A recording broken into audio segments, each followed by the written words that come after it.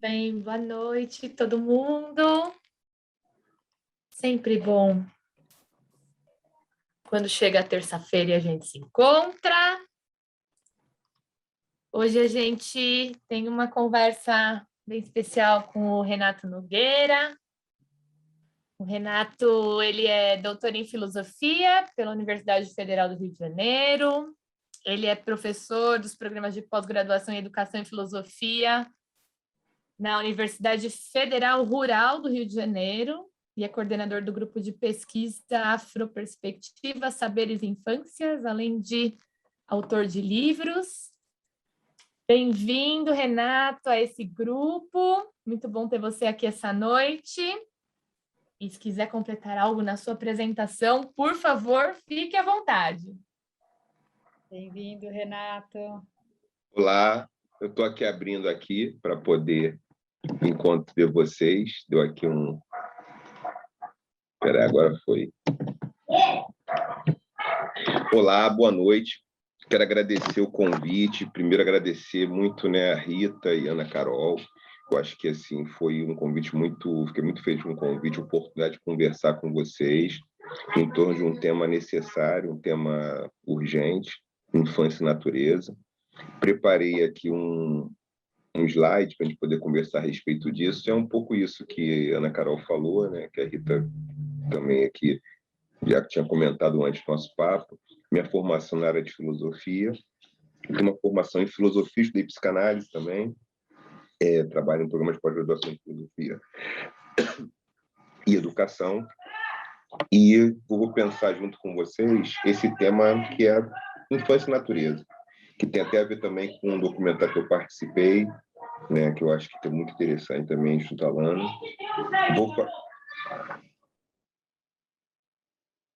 Vou colocar aqui o slide para vocês.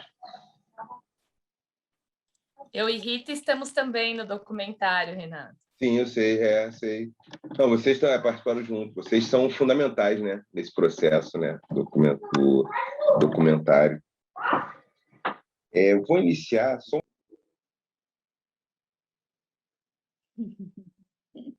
Eu resolvi.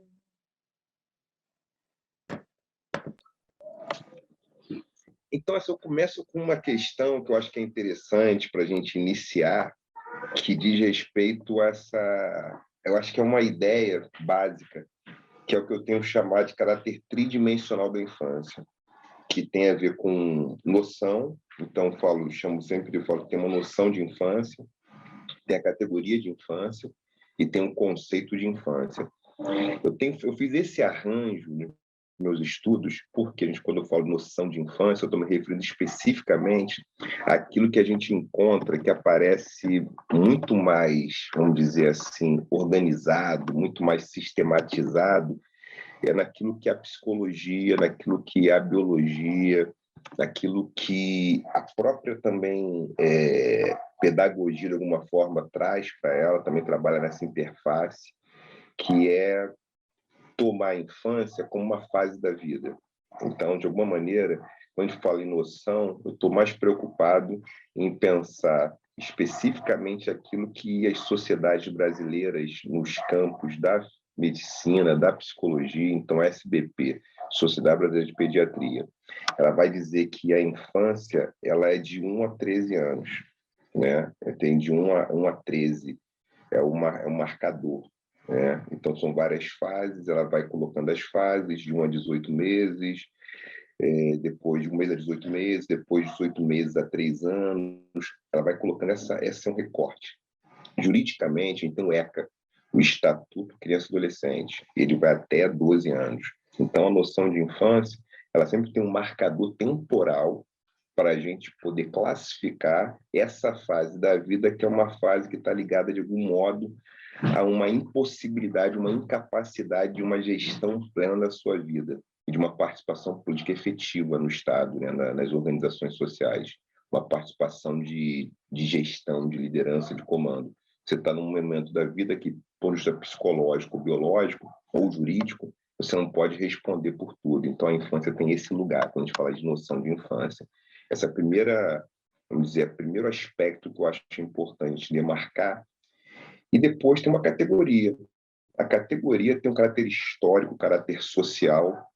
Ela tem muito a ver com uma coisa que aparece muito, que é uma condição social que unifica o que as crianças, como, vamos dizer, um grupo etário, elas têm como experiência histórica e cultural. Então, tem uma experiência histórica, uma experiência num certo momento da vida, uma certa condição histórica, temporal, numa dada sociedade, que a gente chama isso de infância. Então, é alguma coisa pela qual as crianças passam, as pessoas passam por isso. Tá? Então, falar em categoria de infância é falar não só de uma fase transitiva, mas de uma categoria que é permanente, né? Ela é permanente, mas os seus atores mudam conforme o tempo. Então, eu fui criança nos anos 80, nos anos 70, nos anos 80, né? Eu nasci em 72, e aí eu fui criança quando tinha programa do Bozo. Então, tem um momento, essa categoria geracional infância, ela diz respeito quê? A uma geração, a pessoas que habitaram um certo momento histórico e uma certa região, tem a ver com a cultura. Então, eu fui criança no Brasil, então assisti o Bozo, assisti certos programas de televisão, então aquela é a categoria, está em jogo, né? E que ela é circunstancial. E tem o conceito de infância, que é o conceito de infância, tem um horizonte histórico também, mas tem um horizonte filosófico. Eu considero que isso talvez seja mais importante de pensar. Tem um certo horizonte que é da ordem de uma estrutura filosófica. Então, e eu vou me concentrar um pouco nele para falar de natureza, de alguma forma. Não que a noção de infância, que é biopsicossocial jurídica, essa categoria que é histórica, social, que é étnica, né, étnico-linguística, tem um certo momento da história da humanidade, cultural. Eu vou me concentrar talvez um pouco mais no conceito de infância, por aquilo que ele pode nos trazer, por aquilo que nós podemos pensar com ele. Tá? Então, e para falar desse conceito de infância, eu vou usar como estratégia, né, essa pergunta, né, qual o sentido filosófico da infância? Eu vou fazer aqui um contraste. Então, eu vou pensar a literatura, o cinema, eu vou tomar um pouco a literatura, de alguma forma a literatura, o próprio cinema, eles podem ser entendidos como linguagens que também são teorias sociais, porque refletem o momento da humanidade, refletem o que se apresenta numa determinada cultura. E tem duas histórias que eu acredito que elas ajudam muito a pensar isso. A primeira são as Aventuras de Pinóquio, história de um boneco, do Carlo Collodi, escrito em 1860. E tem uma outra narrativa que aparece muito entre povos da América, da África Ocidental, da África do Oeste, especificamente assim, tem em Guiné, parte de Burkina Faso, aquela região ali da América, da África Ocidental, em que a gente encontra essa narrativa. E os povos Senufo, a gente encontra essa narrativa entre os Senufo, que é um grupo étnico africano que fica nesse território ali da costa, né, da costa atlântica do continente africano, naquela costa atlântica da parte de cima, e que, de alguma maneira, nos dão a dimensão desse conceito de infância, porque eles são chaves para a gente poder fazer esse caminho, essa caminhada. Começo com o Pinóquio, que eu acho que o Pinóquio, todo mundo, assim, todas as pessoas, todo mundo conhece, né, a história do Pinóquio, né? A narrativa do Pinóquio é algo que aparece, que depois foi filmado, virou uma animação feita pela Disney em 1940, né?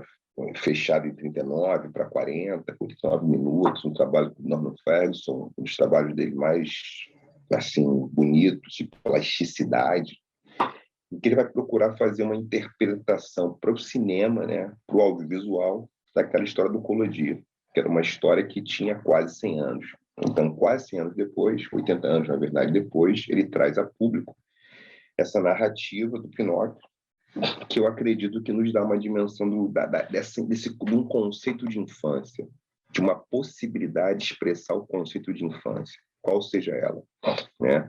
Eu vou passar aqui, eu vou interpretar, vou fazer uma semiótica rápida, ligeira, para a gente pensar junto. Eu vou tomar o Pinóquio como um signo que quer dizer infância, um significante que quer dizer infância. E vou tomar o Gepeto e a Fada Azul como essa família. Então, estou falando de uma família que, de alguma maneira, investe muito na possibilidade do seu filho ter acesso à educação. Isso tá em jogo, porque o Gepeto faz todos os sacrifícios para o Pinóquio ir para a escola.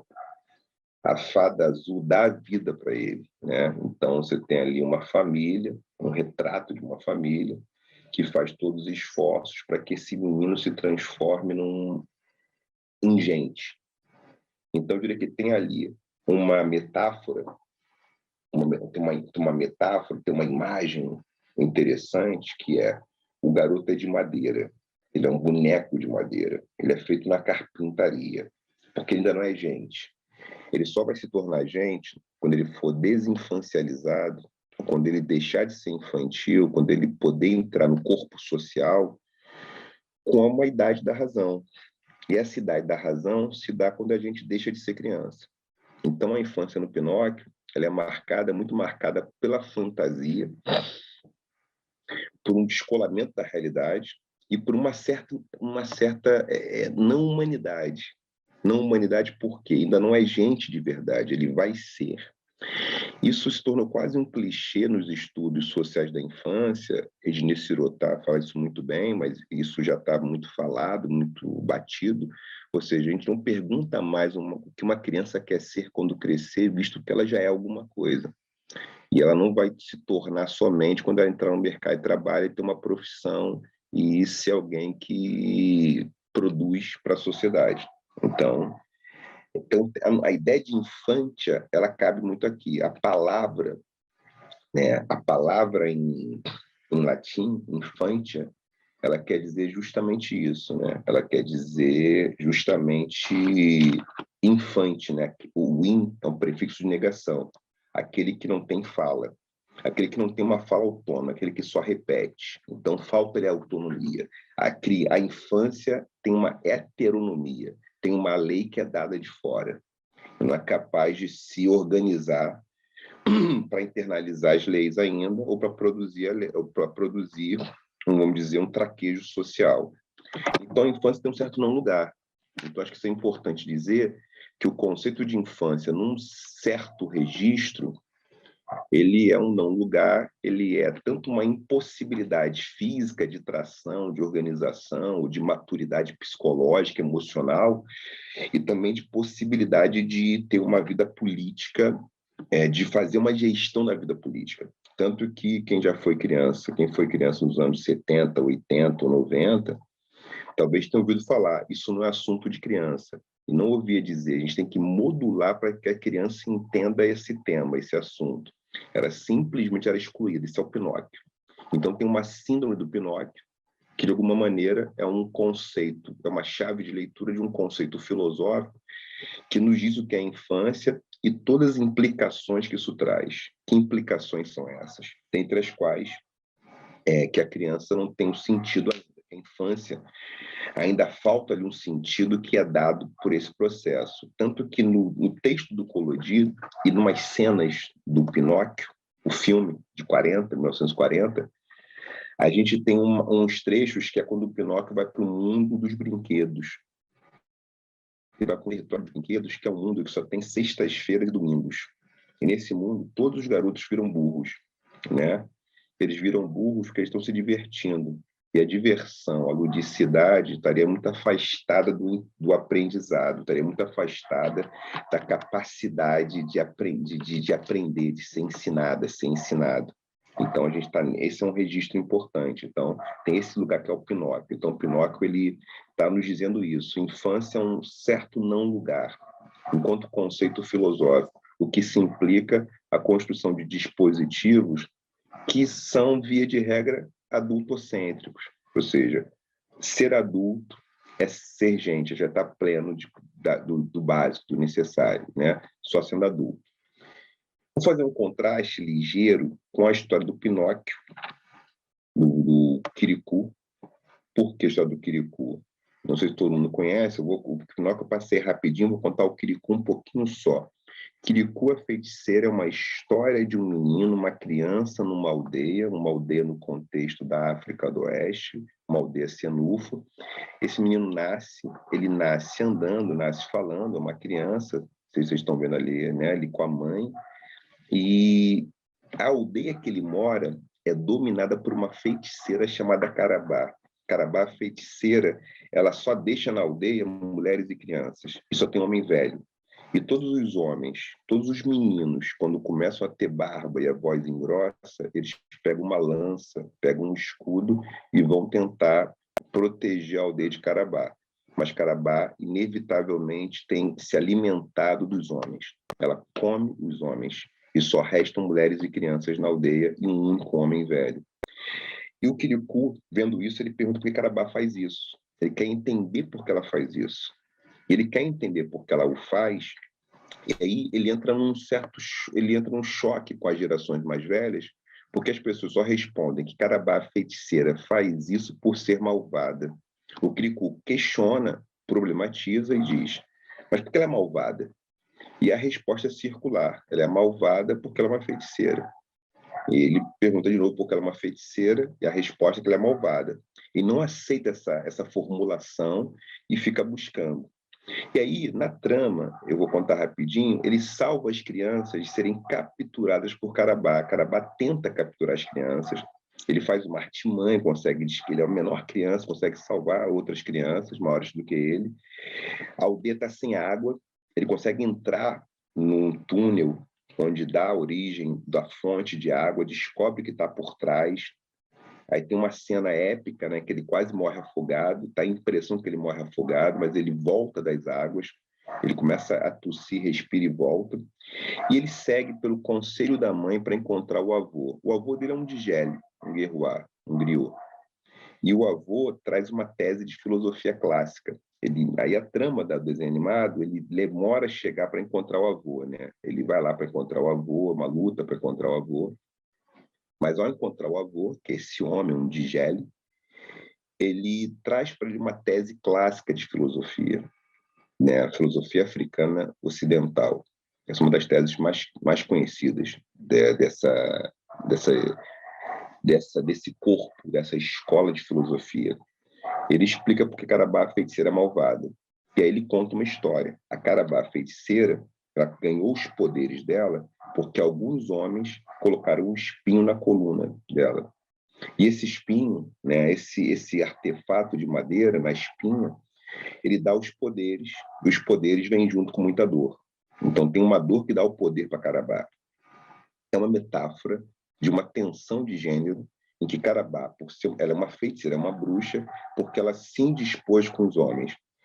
E nessa tensão com os homens, ela fez o que ela podia fazer melhor, que foi mostrar que também tinha poder e passou a dominá-los, passou a colonizá-los também, fez um processo de dominação, de exploração, de controle. Ela controla aquela aldeia, ela controla os recursos da aldeia, a água que entra, a água que sai, os alimentos que são produzidos.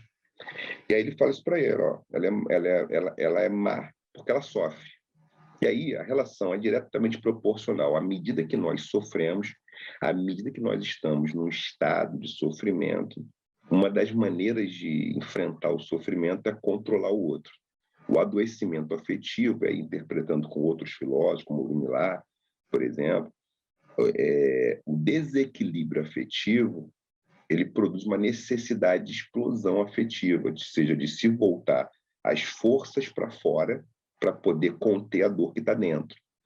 Ele formula isso de um modo muito simples, é um desenho animado, ali uma história para criança. Você leva malvada porque ela é má porque ela sofre. Se ela deixar de sofrer, ela deixa de ser malvada. E aí o Quiricu faz o quê? Ele vai atrás, ele acha uma maneira de tirar o espinho da Carabá. Ele arma, rouba o ouro da Carabá, faz peripécias, né? Na história, né, tradicional tem peripécias, vai para cá, vai para lá, consegue esconder debaixo de uma árvore, Carabá vai atrás dele, ele se esconde, tira o espinho da coluna de Carabá. Tirou o espinho, ela perde os poderes que ela tinha. Ela tinha poderes, né, de realizar feitiços, fazer coisas. E aí o Quiricu dá um beijo nela, pede um beijo dela. E ela fala assim, uma criança, ela dá um beijo no garoto, um beijo, né, singelo, mas quando ela dá um beijo nele, ele vira um homem. Ele vira um homem e eles acabam namorados. Uma história, né? Uma história de amor, no fundo. Eles voltam para a aldeia, quase ninguém reconhece o garoto, querem matar o garoto, querem matar o Quiricu, querem matar Carabá. E nisso, quem retorna, quem volta, voltam todos os homens que teriam supostamente sido engolidos por Carabá feiticeira. Esses homens tinham se transformados em bonecos de madeira que faziam o que Carabá mandava. Mas agora, quando ela foi liberta do feitiço, desse encantamento, isso muda, né?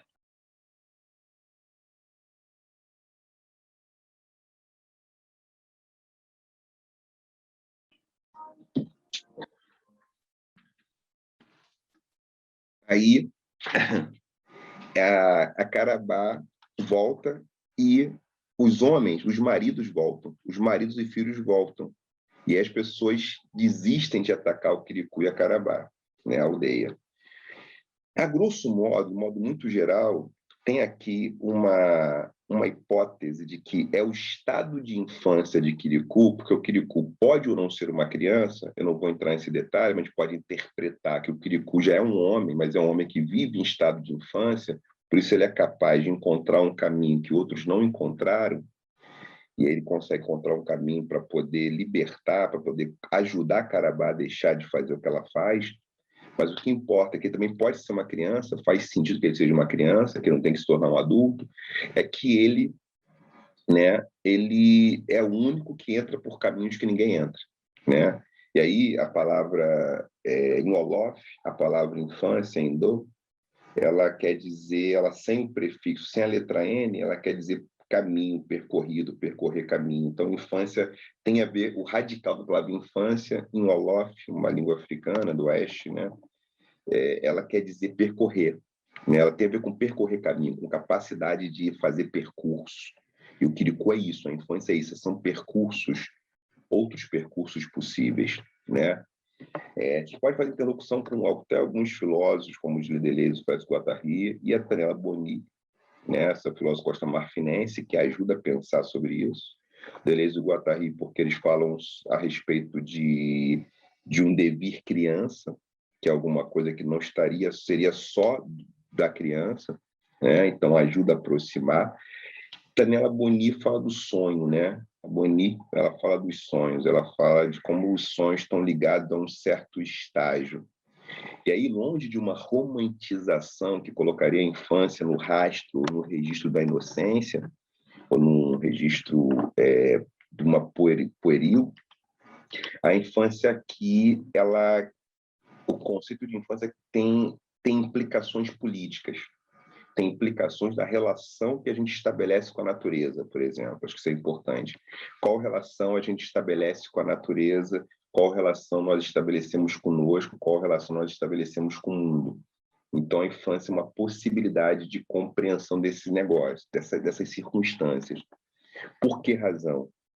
O projeto da modernidade, o que eu vou chamar de modernidade aqui, né, especificamente, eu estou a chamar de modernidade aqui agora, é um projeto que ele nasce, que ele tem suas raízes no Renascimento, tem suas raízes no mercantilismo, ele está ligado a uma reterritorialização daquilo que é a filosofia grega, do direito romano, no momento do Renascimento, a Revolução Industrial, a Revolução Francesa, todos esses elementos, eles acoplados, vai se transformar naquilo que a gente vai falar no século XVII, século XVIII, como um projeto da modernidade. Um projeto que é inseparável da colonização, é inseparável de uma ânsia por ocupação de territórios e domínio desses territórios, né? Tomar esses territórios para si. E isso tem a ver com uma discussão que eu acho que é muito interessante também, que é um problema que no ano 1550, então esse problema ele foi arrastado por vários reinos, né? Por mais de um rei arrastou e precisou trabalhar com isso, com essa situação.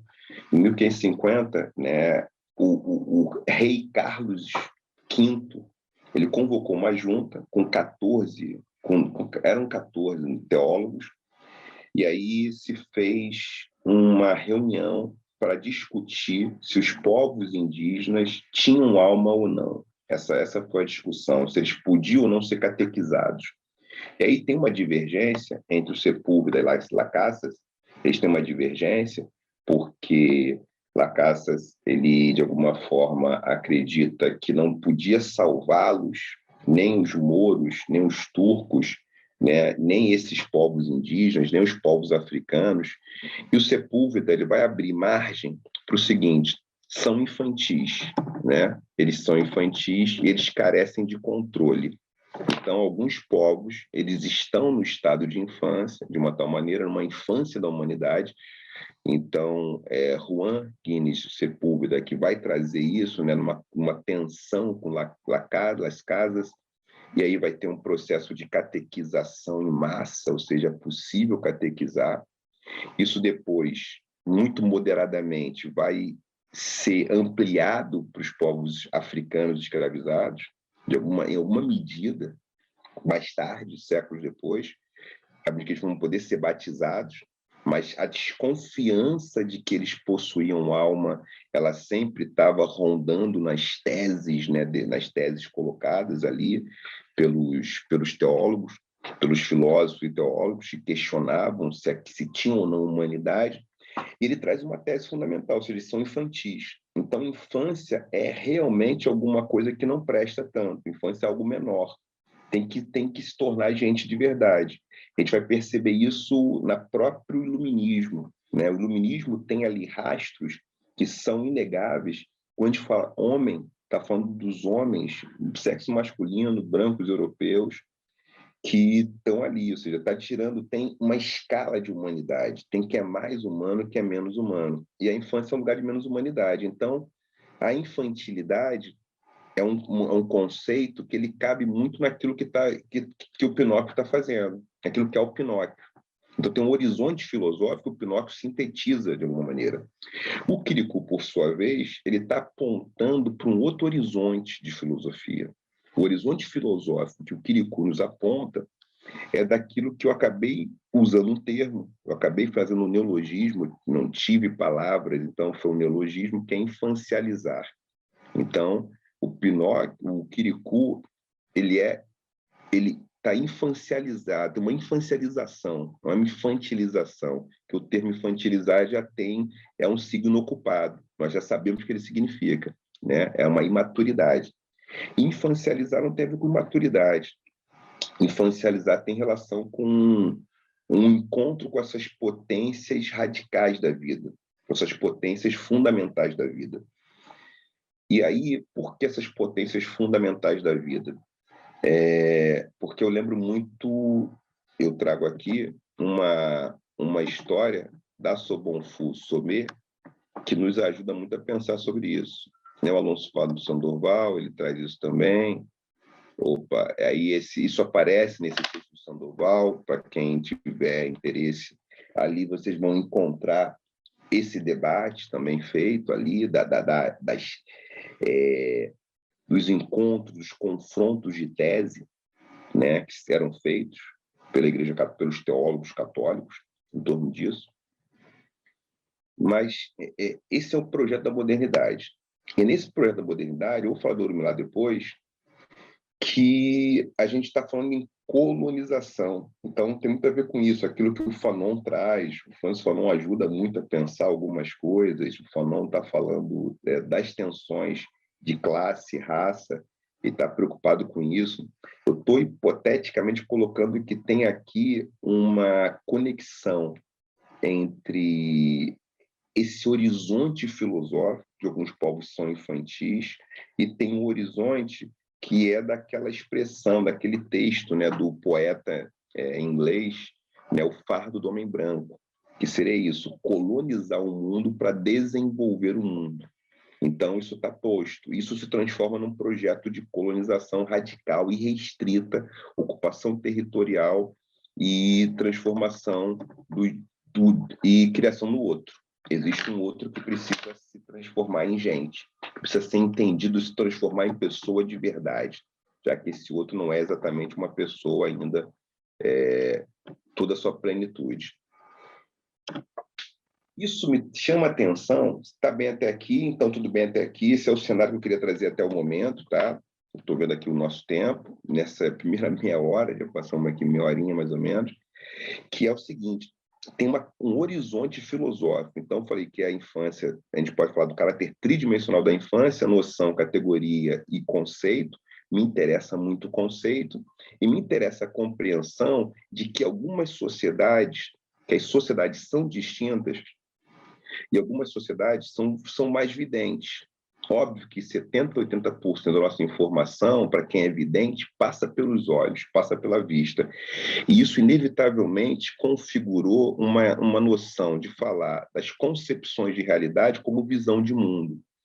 A Oyumi, ela vai falar de sentidos de mundo. Isso é bem interessante. Ela vai criar as possibilidades. A gente falar que tem algumas sociedades que elas são muito mais do que cosmovisivas, elas têm cosmopaladar. Por exemplo, os iorubás, por exemplo. Eu gosto muito de pensar que a cultura iorubá é muito mais de paladar de mundo do que visão de mundo, porque os signos que estão presentes na cultura, quando a gente pensa, por exemplo, o Urumilá ele se torna um grande pensador porque ele faz comida, que ele cozinha. E aí o conhecimento ele tem um caráter nutritivo. Então, as metáforas, os conceitos são muito mais conceitos que a gente pode falar do gosto do que falar daquilo que é da ordem da descrição visual. E tem culturas que são cosmoauditivas, elas operam na voz, operam pela palavra. Então, isso vai variar de cultura para cultura. Isso só para dizer, então, que tem registros distintos, né? E nos sentidos de mundo distintos, uma das questões fundamentais ela também é um desafio político, porque é um desafio político que tem relação direta com a maneira como nós nos relacionamos com a natureza.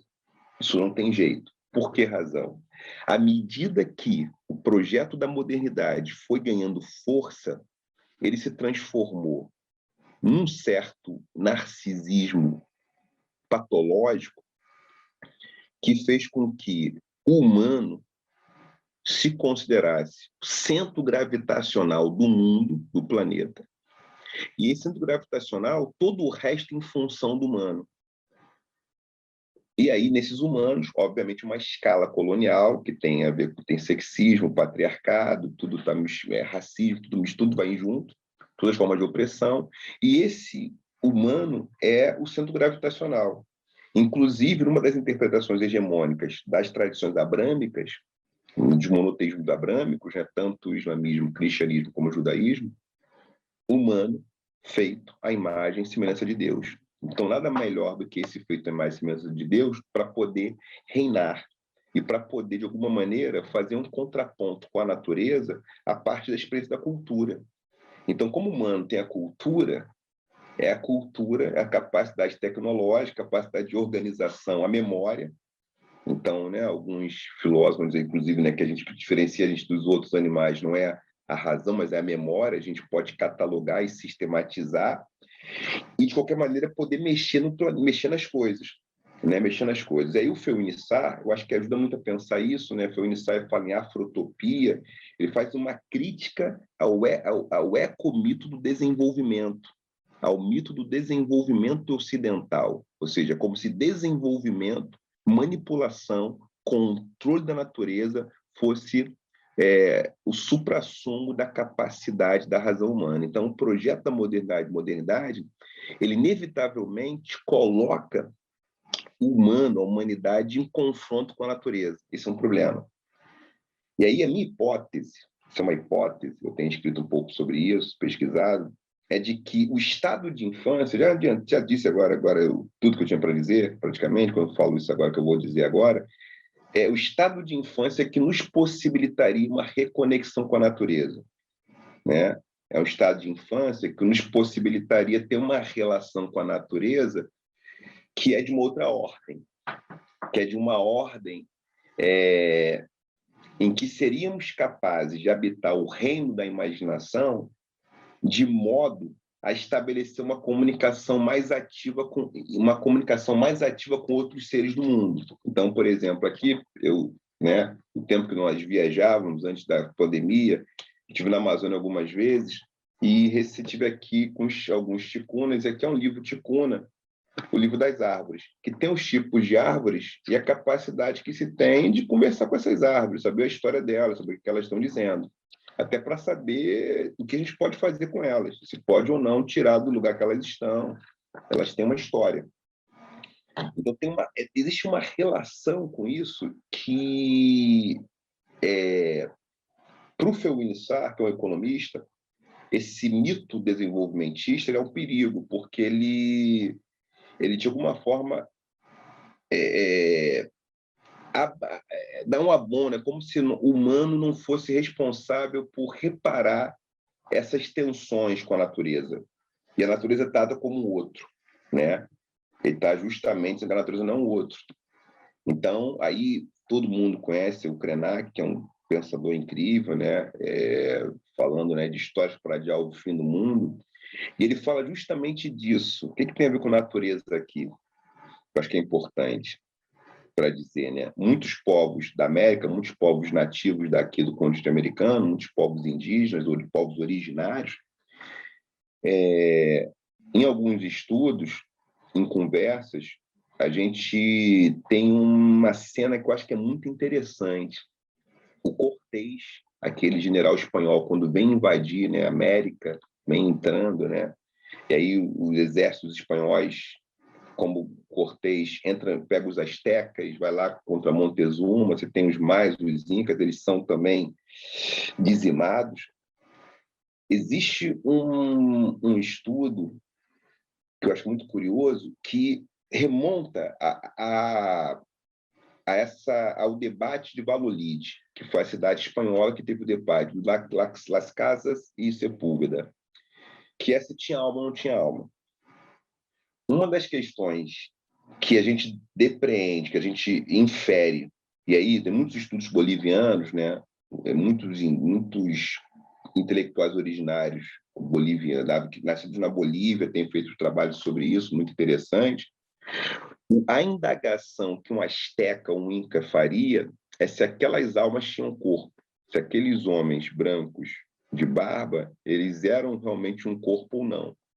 Tanto que tem uma anedota que se conta, eu vi isso, né, ali de um indígena boliviano, tal, na fronteira, que o que os ancestrais dele perguntavam, eles gostavam de, numa guerra, quando se matava um branco espanhol, era deixar ele perto da água, ver se apodrecesse e fazia cheiro. Eles estavam em dúvida se aquela alma tinha corpo.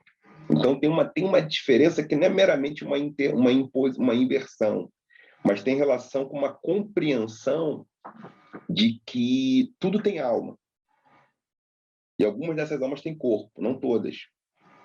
Isso cria um deslocamento, cria essa possibilidade. Vocês estão lendo aqui nesse texto. Eu não estou lendo os textos que eu botei, mas eu vou ler esse aqui pela primeira. Vou ler esse aqui, começar com o Krenak. Tem uma montanha rochosa na região do Rio Doce, foi atingida pela dama da mineração. A aldeia Krenak fica na margem esquerda do rio. Na direita tem uma serra. Aprendi que aquela serra tem um nome: Craco-Crac. E personalidade. Isso é importantíssimo. Essa é uma das questões. Então, natureza, essa relação só é possível com a natureza. E aí numa interpretação, o Gandhi Piosky tem um trabalho sobre isso, bem interessante, no leitor do Bachelard. E o Bachelard fala, além do reino animal, mineral e vegetal, do reino da imaginação. Eu trago isso pensando com filosofia africana e também com pensamento filosófico indígena. Existiria, alguns povos habitariam mais esse reino, de tal maneira que são capazes de conversar com outros entes da natureza. Isso faz uma diferença, porque à medida que o humano ele não conversa nem com todos os seus pares, que tem um processo de colonização, tem uma violência brutal, que tem a ver com expropriação, dominação, aquilo que eu coloquei aqui que está com Fanon, né? que é esse projeto de dominação e transformação de alguns em outros, de alguns em não humanos ou menos humanos, corpos ferramentas, corpos mercadoria, e a transformação da natureza em objetificação. Tem uma objetificação da natureza, né? Isso é uma questão. Quando a gente fala sobre isso, aí se a gente for pensar aqui, eu coloquei muito pouquinho o Orumilá. O Orumilá é um filósofo, não trouxe tantas coisas aqui, mas o que é importante? A partir de uma leitura de Orumilá, a gente pode atestar que só é possível lidar com os elementos da natureza como se fossem sujeitos, né? Eu estou aqui trazendo um conceito estranho para o Urumilá, que é sujeito, ele fala em pessoa, mas caberia sujeito. Sujeito entendido como um conceito-chave da modernidade, que fala de um eu pensante, e alguém dotado de interesses, alguém dotado de desejos. O Urumilá está dizendo que todos os seres têm desejo, têm interesse. Né? Ele está falando sobre os afetos. Né? Então, na filosofia Urumilá, fala dos afetos. Significa, a água é uma pessoa. Então, a gente tem uma relação ruim com a água, com o meio ambiente, que não tratamos a água como pessoa, tratamos a água como recurso. Uma interpretação, uma recepção contemporânea da filosofia de Urumilá, um texto escrito há 600 anos antes de Cristo, sistematizado aqui. Tem uma tradução aqui bilíngue, bem legal, que é em Urubá, em inglês, né, Urumilá. A gente foi interpretar o Urumilá com muito cuidado, tem que ter calma. O que ele está dizendo para a gente? Água é uma pessoa. Então, água é uma pessoa que nunca tem nome. Iemanjá é o nome de água, né? Água no mar. Oxum, nome de água. O que os povos aqui, o que os tupis guaranis chamam de água? Tem uma água que é Iara, né? Então, eu posso conversar com Iara, eu posso conversar com Iemanjá, isso significa o seguinte, eu tenho que entender o desejo de Iemanjá. Só uma filosofia que fala isso é capaz de dizer, eu não posso mudar o curso do rio. Mas uma filosofia que ela fundamenta um projeto da modernidade colonial, ela faz com que a gente possa criar uma cidade como São Paulo, que o Tietê, a gente mata a fonte de rio e troca a fonte e troca o curso de um rio. Vai ter enchente. Então, tem aí uma dificuldade de escuta desses atores. Isso seria possível, essa hipótese, essa minha hipótese aqui, que não está no reino da fantasia, mas é uma hipótese intelectual, só possível se a gente habitar um estado de infância. Então, seria necessário... Então, qual a relação entre infância e natureza? Uma relação fundamental, que é só num estado de infância que seríamos capazes de fazer esse percurso. E aí, tem muito a ver com o Nego Bispo, né? Que fala em cosmovisão afropindorâmica, quando ele fala em dois conceitos que eu exploro bastante, tenho explorado, inclusive até lembrei que eu tenho que falar com uma orientanda de mestrado sobre isso, que ela está estudando justamente o Nego Bispo, ela é quilombola, o pensamento do Nego Bispo, que é a ideia de cosmofilia. A cosmofilia ela é da ordem da aliança, né? Ela é da ordem da confluência, não da aliança. Enquanto a cosmofobia é muito mais da ordem da aliança, né? Por que razão isso, né? Por que razão isso? Porque se a gente tiver uma sucuri, essa é uma história antiga, né? Se uma sucuri e uma onça pintada tiverem que atravessar um rio juntas, elas vão fazer uma aliança até a outra margem do rio. Quando acabar a travessia, elas vão entrar em guerra, né? Se tiver uma anta, uma onça pintada, uma sucuri, elas vão entrar em guerra para quem vai ser a predadora da anta, que é presa. Então, a aliança ela é circunstancial, ela é conjuntural. Numa sociedade em que política se faz por alianças, por conjuntura, o conflito é permanente, mas o conflito é uma questão de vida ou morte. Talvez essa hipótese, só no estado de infância, que a relação com a natureza se dá de uma outra maneira, que nós seríamos capazes de produzir mais confluência. A confluência ela é estrutural. Se dois rios estão morrendo, eles têm que se juntar e formar um terceiro para ficar mais caudaloso e chegar no oceano. Vocês precisam chegar perto do mar, para chegar perto do mar. Então, eles confluem. E no confluir não tem um que influencia o outro, eles fazem de modo colaborativo. Esse é um modelo que operaria mundos cosmofílicos, mundos em que a gente tem menos aversão, tem menos medo e é capaz de estabelecer mais confiança. Isso só seria possível naquilo que a gente, numa pesquisa de 2017, eu publiquei esse artigo, junto com uma doutoranda e uma graduanda, chamado Pinóquio e Quiricu, o nome desse artigo.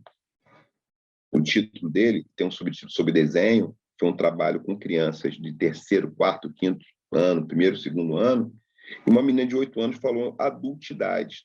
Ela usou a expressão adultidade, que virou um conceito que eu tenho usado, nós temos usado, foi um presente, a gente cita essa menina no nosso texto, essa criança. Ela tinha 8 anos na época, e ela está falando o seguinte, ela fala adultidade, nas nossas conversas, fazia roda de conversa com as crianças, né, um grupo focal de crianças. Agora paramos porque veio a pandemia, tentando voltar, tá? Então a gente tem feito essas pesquisas em uma outra escola, trocamos de escola. Adultidade é essa adulteração. Teria uma relação entre a adultidade, que é essa adulteração das forças espontâneas, naturais, de conexão do humano com toda a natureza, com esse desejo de colonização, esse desejo de domínio e controle.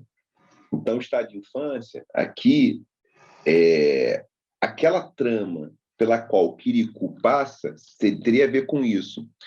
E aí, nessa hora, a gente tem tentado fazer um estudo, eu tenho tentado fazer com a Luciana Pires Alves, professora da UERJ, o que a gente chama de zonas de emergências de infância, que seriam espaços possíveis de expressar ou da gente poder recuperar ou ativar nossa infância. Não recuperar a criança que nós somos, não seremos isso, mas recuperar alguma coisa que é da ordem de um sentido de mundo, que é da ordem de uma perspectiva que nos habilitaria, por exemplo, reconhecer que há uma pessoa e que não dá para a gente tratar a natureza como objeto. E se no jogo das relações de conhecimento e produção a gente opera com 2 conceitos chaves, que é sujeito e objeto, não podemos mais subsumir natureza como objeto. Mas natureza é um sujeito, do qual nós fazemos parte, e do qual, além de nós, outros seres fazem parte. Isso provocaria o quê? Uma necessidade de escuta desse sujeito. Então, aí a Grada Quilomba me ajuda a pensar um pouco, porque a Grada Quilomba fala nesse texto maravilhoso, na Memórias da Plantação, episódios de racismo cotidiano, ela fala que uma das maneiras de colonização fundamental foi o silenciamento. Então, tinha máscara, aquelas máscaras que silenciavam as pessoas escravizadas, né? Tem uma foto, né, de uma narrativa ficcional, uma narrativa religiosa, não ficcional, mas uma narrativa religiosa, várias narrativas, né, que isso aparece. Inclusive tem a escravizada Anastácia, ela aparece com essa máscara também. É uma esquema tônica muito presente na cultura popular brasileira, na cultura do mundo também, uma cultura afro-brasileira, cultura negra. Então, alguns não ouvem. Então, o que estaria em jogo é essa possibilidade de escuta, né? De escuta que é de não silenciamento. Então, o estado de infância seria capaz de projetar justamente isso, né? E aí eu trago aqui um texto, uma narrativa que eu acho que ajuda a pensar isso, que é de Xangô e Oxum, que são pai e mãe de Ibejes, 2 crianças gêmeas, um menino e uma menina, e que por uma razão que agora não precisa trazê-la, essas 2 crianças, filhas de Xangô, Aganju e de Oxum, elas vão ser criadas, Daió, que é índio, vão ser criadas por Orumilá e Iemanjá. Né? Iemanjá e Orumilá se tornam pai e mãe dessas crianças, né? São os pais. E vão para o reino de Orumilá. No reino de Orumilá, o que vai acontecer? Num belo momento, tem um forasteiro que chega nesse reino. Esse forasteiro chega nesse reino e tudo que ele toca, ele tem um ogó, ele tem um tipo de cajado, tudo que ele toca, deixa. Tudo que ele toca, deixa de ser, né? Ele toca num bicho, o bicho morre. Toca numa pessoa, a pessoa morre. Toca numa plantação de um milharal, os milhos, aquele milho que ele toca, os milhos secam. E aí Orumilá manda até ele um embaixador para conversar. Só que o embaixador vai e não volta. Ele manda outro, vai e não volta. E então Orumilá decide mandar um guerreiro. Manda um, vai e não volta, manda outro. Ninguém mais quer ir. Ninguém mais quer ir. E aí quem vai falar com esse forasteiro são as crianças, né? Só que a mãe e o pai, Orumilá e Iemanjá, não querem que as crianças vão até o forasteiro, esse viajante. Só que as crianças não obedecem. E elas tomam da mãe aquele tambor, né? Iemanjá tem um tambor que faz as pessoas dançarem, né? Tem um tambor, quando bate o tambor, um tamborzinho, e quando ele é batido, as pessoas entram em movimento, dançam. Geralmente as pessoas dançam. Os adultos, principalmente, têm pouco controle da dança, né? Desse som. E eles vão até lá. E as crianças começam a tocar o tambor, só que cada uma dança um pouco com esse forasteiro. E o forasteiro dando a dançar. Dança com o Taió, Taió dança, depois passa para Keinde vai lá, dança, o irmão dança, depois dá para a irmã o tambor, ele descansa enquanto a irmã dança enquanto o irmão descansa, o irmão descansa, o irmão dança enquanto a irmã descansa, já? Então um dança, outro descansa. Até que esse forasteiro diz que ele está cansado de dançar. Ele está cansado de dançar, ele se apresenta, esse forasteiro é a morte, e ele diz que ele vai desistir de fazer isso, ficar num só lugar. Ele vai viajar o mundo todo e vai ficar em lugares variados, né? Vai percorrer vários lugares do mundo. Nunca ficar num lugar só ao mesmo tempo. Vai evitar fazer isso. Uma das interpretações fundamentais, uma possibilidade de interpretação, é que o que está em jogo, eu escrevi um artigo sobre isso e tudo, tem um artigo chamado Poder da Infância, é que é um estado de infância que coloca a morte para dançar. Colocar a morte para dançar não significa a inexistência da morte, mas é a possibilidade de encontrar sentido para a vida. Então, tem um sentido para a vida que é dado à medida que a gente, diante da morte, continua dançando. Isso é uma coisa que só a infância poderia fazer. Quem é Taió e quem? É a infância. Então, não pode ser outro, não pode. E aí, a infância não são só as crianças, isso é importante. Óbvio que as crianças estão aqui. Mas a infância é essa disponibilidade de produção de uma outra realidade, de produção de um novo caminho. E esse caminho passa por um encontro autêntico com a natureza, uma capacidade escutativa com a natureza. É um pouco isso que eu falei aqui, né, quando eu trago o livro do Chico, o livro das árvores. Que cada árvore tem várias árvores. Aquela região onde Chicunas moram, em que eles contam a história da árvore, o espírito que habita essa árvore, a sua função. Todas têm alguma coisa para dizer, seja um fruto, uma erva que nasce no seu pé, ou uma sombra que ela dá, ou uma madeira, ou um tipo de produto que se faz com a sua madeira. E para isso é fundamental escutar. E aí, misturando um pouco tudo, e aí o Nego Bispo ajudaria, o Nego Bispo fala de cosmovisão, ele fala de afropindorâmico.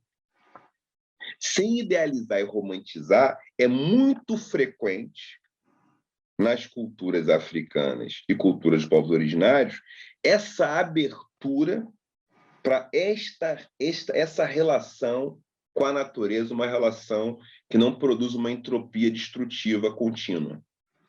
Uma relação de buscar o equilíbrio. Tá? Ou seja, que aí eu acho que vale até a pena ler, eu quase não leio aqui, vou ler o trechinho aqui dele, eu acho que vale a pena lê-lo, que é isso, né? O mundo está sujeito a um princípio de entropia, ele se degrada. E quer seja o humano responsável por isso ou não, o ritual de reparação do mundo representa um dos atos simbólicos mais significativos em sua tomada de consciência sobre essa responsabilidade.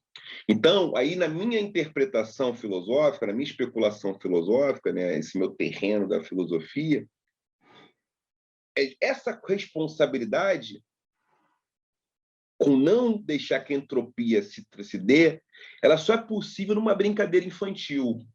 Uma brincadeira infantil, não a infantilidade do Pinóquio, mas a infantilidade do Quiricu, que torna isso possível. Essa relação de não expropriar e não tratar o meio ambiente como um supermercado. Quem vai lá pegar bauxita, urânio, pega o que precisa pegar e pronto. Então, assim, é como a modernidade já teria criado uma centralidade no humano de tal maneira, eu estou falando de tudo, eu estou falando o seguinte, que um pouco da tradição abraâmica, né, é hipostasiada na ciência, é apropriada pelo modo de produção capitalista, que vai estabelecer, então, uma nova modulação da teoria da tribo eleita.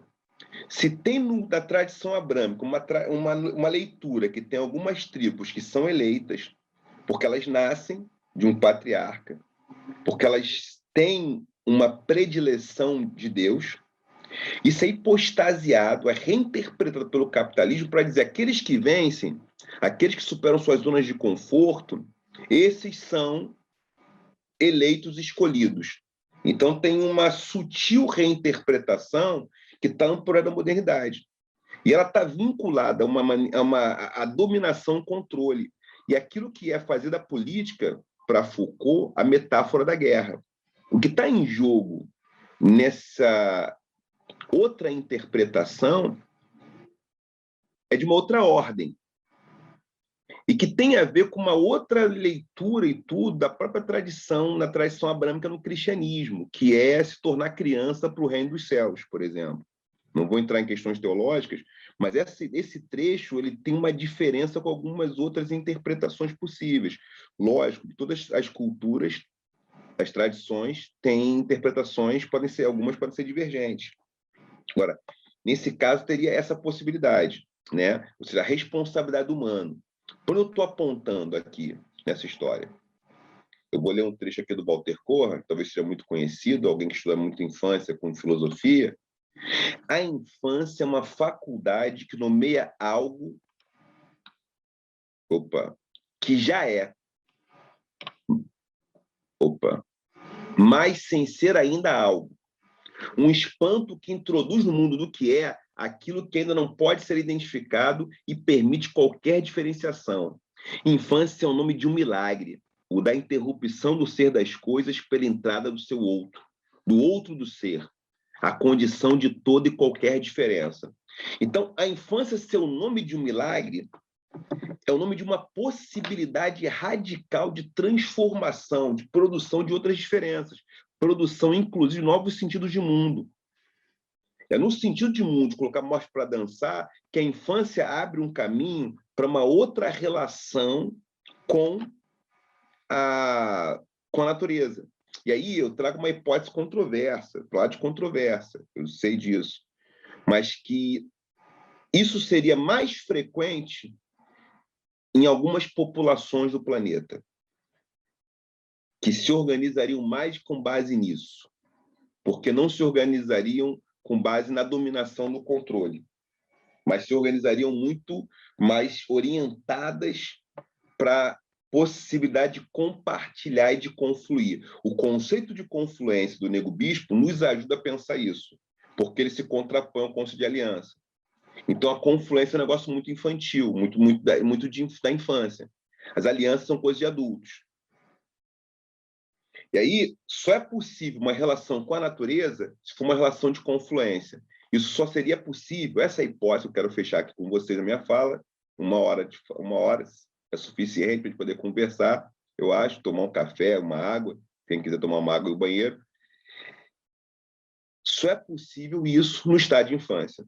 Ou seja, precisamos de decrescimento.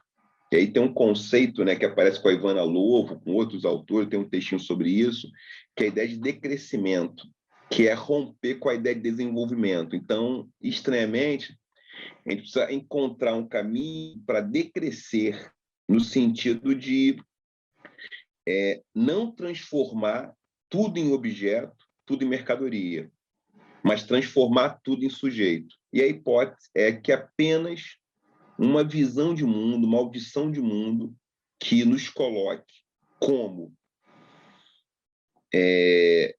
habitantes da infância como um território. Então, a infância é um território. É só a habitação desse território que vai tornar possível que nós estejamos em conexão com a natureza. Que a gente não acredite que a gente pode dar o curso de um rio e ficar barato isso. Ou fazer um aterro vai ficar barato isso. Né? Então, a gente precisa, na verdade, escutar o que a natureza diz para que seja feito. Ou seja, o que a gente pode fazer? Quando a gente gasta de energia, faz como? A gente fica dependente de que matriz energética? A gente só tira coisa da terra? Então, isso é possível no estado de infância. No estado de adultidade, isso talvez seja muito menos provável, e a gente viu que a gente entra em choque e tem colapsos. E aí, a gente vê, tem um texto muito controverso para muita gente, né? Aquele Armas de Hermes e Aço, não sei quem conhece, né? Do Jared Diamond, que é um biogeógrafo, mas ele fala que algumas populações caminharam para a extinção porque viveram numa briga, uma tensão com a natureza. Então, ele dá o exemplo dos vikings, por exemplo, como é que eles acabaram, cortaram todas as madeiras. Não tinha escuta para essa madeira, a minha interpretação, porque a importância da floresta. Então, desmatou tudo, para fazer barco, fazer casa, não deixou nada. E aí vai tendo problema com recurso. E aí tem que avançar e atacar um outro povo para ter recurso. Essa é a tensão, o que não significa que todos vão se amar, é uma outra fantasia, de modo igual e restrito, mas que a gente vai ter que fazer alguma parceria, né? Eu vou agora, fecho aqui, alguma parceria para poder estabelecer uma outra sociedade. Então, esse é um desafio que eu queria trazer para vocês, compartilhar essa hipótese de que só no estado de infância, só infancializados, que a gente poderia, que a gente pode encontrar algum caminho para adiar o fim do mundo, né? Como diz o Krenak, e para escapar também do que talvez se transforme no mundo contemporâneo, de alguns chamam de modernidade líquida, como Bauman, que faz sentido para caramba, e a pós-modernidade, a hipermodernidade também. Até que terminar de reler o livro lá, Hipermodernidade, até lembrei agora, anotar, estou lembrando aqui das coisas, que é uma noção de que transformou o sujeito em espectador e consumidor. As pessoas estão espectadoras e consumidoras. Tudo pode ser precificado, né? Então, a transformação da vida num grande mercado. E o estado de infância seria um exercício de deslocamento dessa lógica do mercado. Seria uma possibilidade de encontro com outras forças ativas da vida. Ou seja, uma frase que eu ouvi uma vez de um professor de psicanálise, da psicologia, o Cláudio Abreu, o grande Cláudio, que dizia, né, que seria bom que a gente aprendesse, né, com os povos originários. E aí é isso um pouco, né?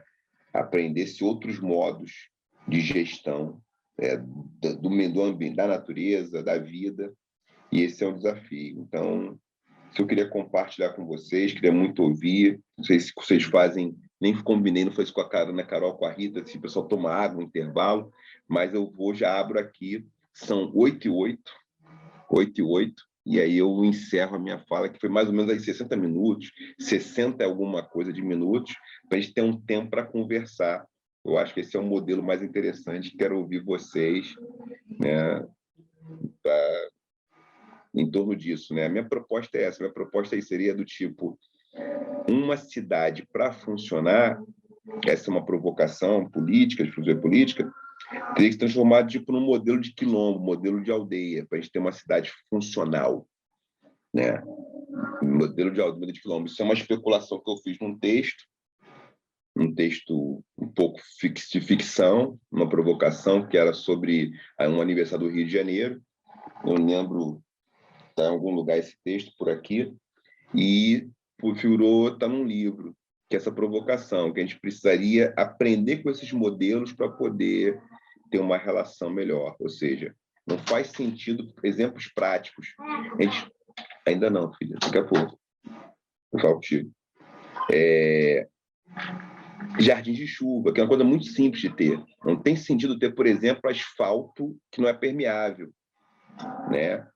Isso é um problema. Isso não sou o que estou falando. Não tem sentido a gente não ter tratamento de esgoto direto e aí jogar muito protozoário, né? Fezes, xixi, urina, jogar protozoário na água direto, in natura.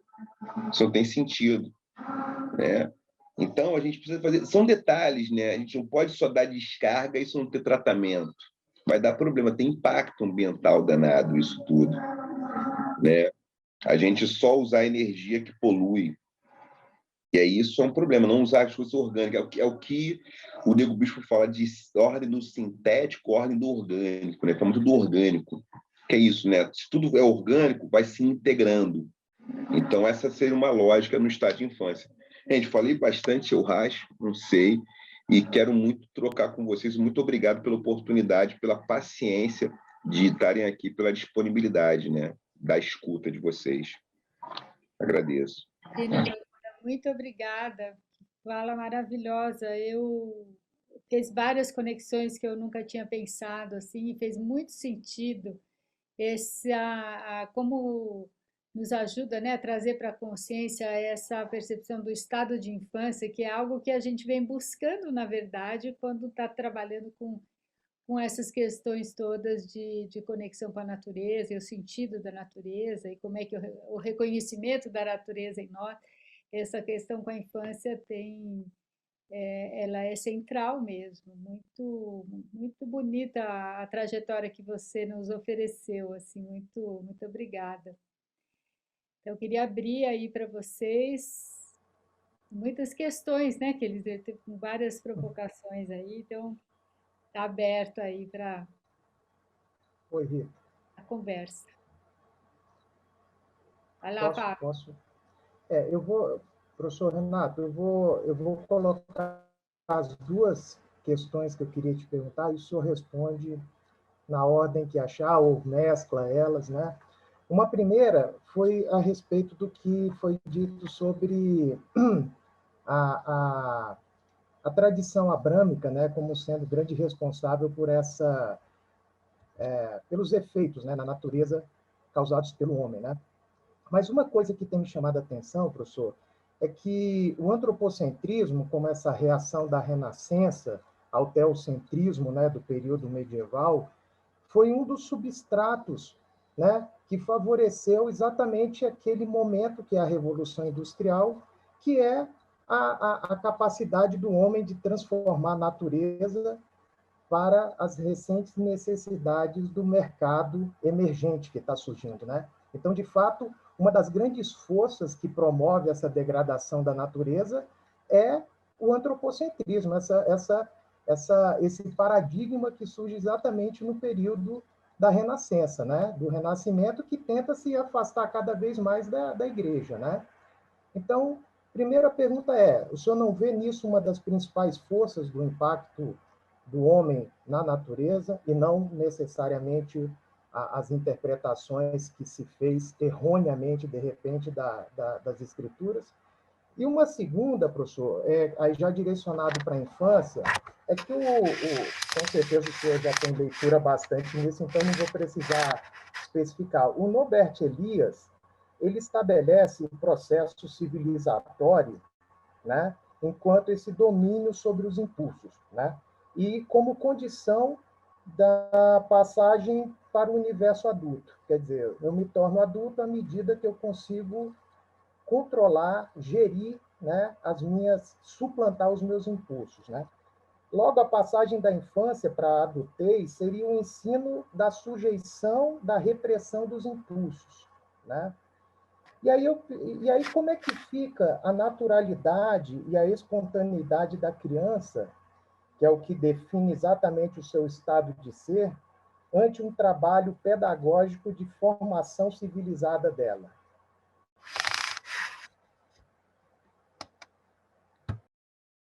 Fábio, obrigado, Fábio. Obrigado. Eu não sei se tem mais uma questão que eu ficava com as suas duas, mais uma, três, para a gente conversar, talvez tivesse uma próxima. Tem a Beatriz, que eu vi a Beatriz também.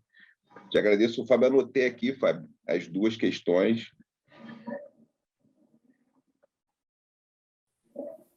Oi, Renato, boa noite. Boa noite. Eu queria te perguntar em relação a esse estado de infância, porque, então, pelo que eu entendi, esse é um estado, né? Então, a gente não está ali falando da criança necessariamente.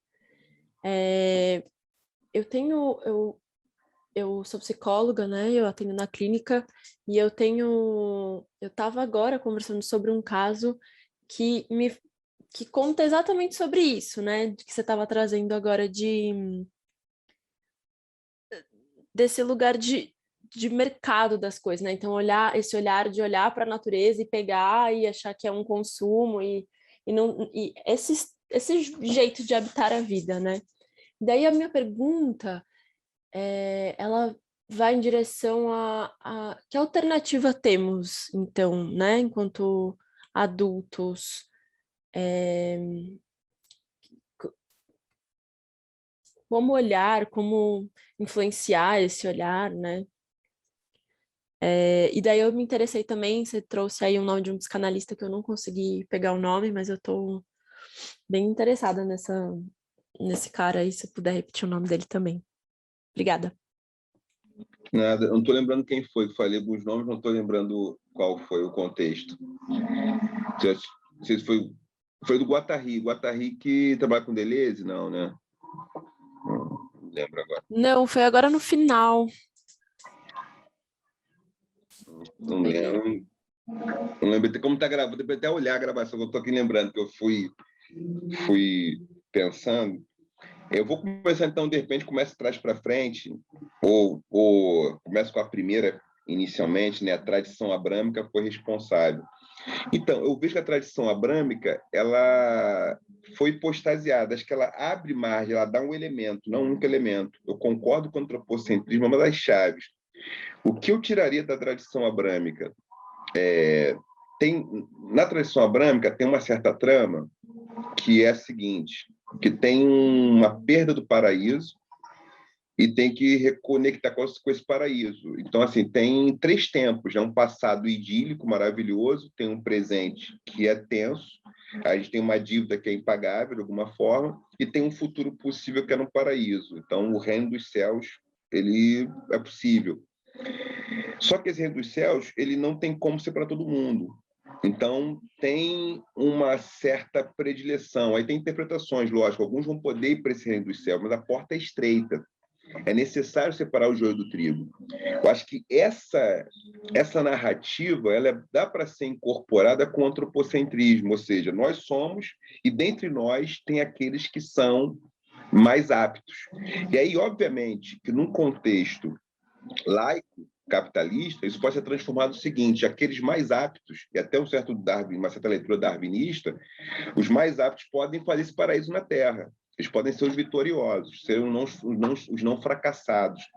Então, como cultura, como eu estou falando de um paradigma cultural, ele tem essa complexidade, ele que tem muitos elementos ao longo da história, que eles vão se desenvolvendo, vão se interconectando, e eles vão modulando uma coisa nova, que é a nossa contemporaneidade. E nessa contemporaneidade tem esse elemento de uma tribo eleita. Eu vejo muito isso da tribo eleita nessas metáforas dos filmes escatológicos de ficção, como séries como... escapou no negócio da série, caramba, que todo mundo vira zumbi, e Walking Dead. Walking Dead, tem alguns que podem viver, alguns são mais humanos. Aqui é uma certa metáfora, né? Todos são humanos, mas alguns são mais desprezíveis por alguma razão, né? Não tem seguro social, são refugiados, e tem aqueles que estão ali lutando para se manter, mas são poucos, né? Os eleitos são poucos. E aí isso se soma a um antropocentrismo, que são... Então, isso é uma possibilidade. Como tem a ideia de salvação, não dá para salvar todos. A arca não comporta todo mundo. Tem uma seleção natural. De alguma forma, a seleção natural, né, da ecologia darwinista, ela acaba se aproximando, mal comparando, guardando muitas proporções, de uma certa seleção natural, uma seleção espiritual daqueles que têm direito ao reino dos céus. Então, acho que isso acaba se juntando. Isso aproveitado pelo capitalismo, pela sociedade de exploração, faz parte da produção, que produz uma autoexploração, uma psicopolítica, para que alguns realmente digam, não, isso é o que a gente pode conquistar, isso que a gente pode ser, né? Não tem lugar para todo mundo. Acho que esse não lugar para todo mundo é uma das questões interessantes. E tem isso que é de converter para poder salvar, né? Ou seja, converter, poder salvar, ultrapassar a zona de conforto. E aí, essa metáfora do adulto, né, suplantar, e como educar a criança, eu aprendi isso com um poeta, o Vitor Cecim, na Amazônia, estava em Rondônia, perto da Amazônica ali, e com um poeta ali da região, alguns anos atrás me falou isso, né? A gente tem que aprender com as crianças, não que as crianças vão ensinar tudo para a gente, mas assim, é uma relação dialógica. Eu acho que essa relação dialógica ela é mais difícil, porque existe uma aspiração ao controle, o que não quer dizer que todos os impulsos são legítimos, mas quer dizer que a gente pode conviver com todos esses impulsos, com todas as emoções, por exemplo, inclusive com a raiva, né? Inclusive com a raiva, inclusive com as tensões, e negociar essas tensões. Inevitavelmente, algumas tensões são mais difíceis de negociar. Então, acho que isso estaria em jogo. Aqui, o Fábio, estou pensando, né? Como fica essa formação, tem muito a ver com a pergunta também da Beatriz, ou seja, qual alternativa? Minha leitura, a alternativa política. O que seria essa alternativa política? A gente for falar, está tendo agora, né? Esqueci agora, se na Noruega está tendo um encontro, né, de jovens que vão discutir o clima, que vai ser mandado para os grupos que vão discutir esse debate, vai ser demandado em novembro, para os países que vão estar na discussão do encontro do clima. Vamos ter que mudar a matriz energética, vamos ter que criar condições de trabalho, mais acessibilidade para o trabalho, a gente vai ter que criar possibilidade agroecológica, vai ter que criar outras possibilidades de plantação, que não só monocultura, vai ter que ampliar o espaço verde das sociedades, diminuir o concreto. Então, por exemplo, jardim de chuva impede, isso é uma tecnologia que já existe, né? Impede de encher uma cidade, de um bairro encher. A Praça da Bandeira do Rio de Janeiro, ou ali o Pinheiro, perto do Tietê, não sei, alguns locais no São Paulo, não sei quem está em São Paulo, quem está no Rio, ou perto do Rio Vermelho, em Salvador. Sempre a gente, às vezes, enche os locais quando chove. Ter jardim de inverno é uma saída, é ter terra para absorver a água. Então, isso é uma mudança das coisas. A gente tem que pensar na mudança do banheiro. A gente pode ter mais banheiro seco. Se a gente não consegue tratar todo o esgoto, tem que ter banheiro seco. Então, tem uma mudança que é de ordem política. Tem que botar as pessoas para terem mais tempo livre, né? Tempo de autoconhecimento, tempo de autocuidado. Isso tem que ser uma coisa assim, dentro da nossa agenda, tempo de autocuidado. Não sei se isso vai ser com yoga, vai ser com natação, vai ser também... A terapia faz parte disso, sabe? Os encontros que você tem com grupos de acolhimento faz parte disso. Tem que mudar a própria gestão do nosso tempo. Então, é um outro programa de sociedade que é assim, transformar em aldeia, ter mais terra batida, ter mais terra de chão. E a alternativa é política.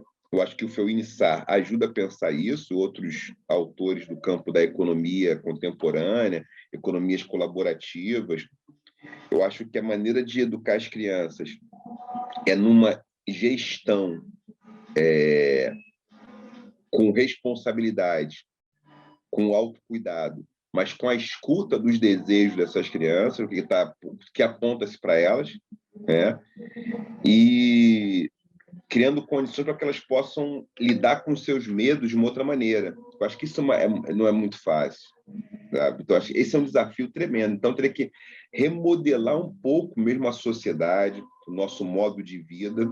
Então, eu falo muito isso, né? Quando a gente participa, vou dar aqui exemplos simples de mudança, que a Beatriz perguntou, e o Fábio também tem uma questão nesse sentido. Então, por exemplo, a licença maternidade, ela pode ser 4 meses, pode ser 6 meses, se for no serviço público. Mas licença maternidade é uma semana, é 15 dias, paternidade.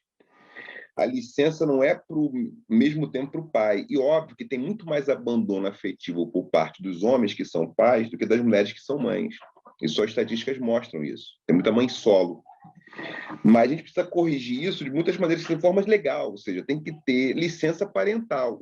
Os pais, forem duas mães ou dois pais, um pai e uma mãe, ambos têm que ter licença no mesmo período para cuidar dessa criança que chegou. E os pais têm que ser responsabilizados. Então tem que ter uma outra cultura masculina. Isso não é nada fácil. A nossa socialização masculina ela passa muito pela violência, né? Passa muito por uma tensão, né? Por uma disputa de território na formação das sociedades, né? Mostra para as sociedades patriarcais.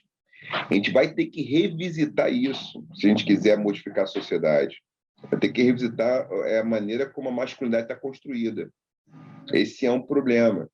Vamos ter que revisitar o pacto narcísico da branquitude, como é que o racismo funciona, né? Vamos ter que revisitar os capacitismos, ter que revisitar um monte de coisa, porque isso é fundamental. Então, isso vai das coisas mais simples, nas práticas mais simples, a outras coisas, né? Então, aqui não vou falar um palavrão, mas assim, todos os palavrões eles são sexistas, são racistas, são homofóbicos. Eles acabam reforçando um comportamento, né?